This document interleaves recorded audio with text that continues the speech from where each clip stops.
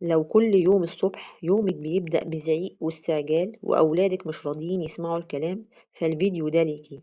السلام عليكم ورحمة الله وبركاته. أهلا بيكم في رحلة مع دكتور صبري. في الحقيقة المشكلة مش فينا ولا في أولادنا، المشكلة إننا بنبدأ يومنا بطريقة غلط.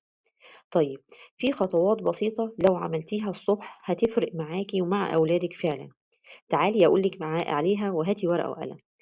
الخطوة الأولى إن يومك يبدأ بنفسك، بمعنى إنك تصحي قبل ولادك بحوالي 10 دقايق، تقعدي في هدوء، تشربي حاجة قبل ما تدخلي الدوامة بتاعتهم. صدقيني اللحظة دي بتفرق جدا، لأنك لما بتكوني هادية بتعرفي تهدي كل اللي حواليك.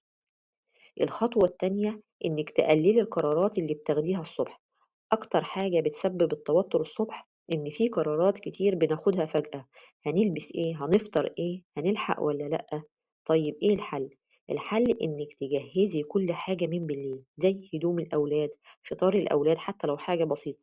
ده صدقيني بيوفر طاقة كبيرة جدا وبيقلل الزعيق من غير ما تحسي.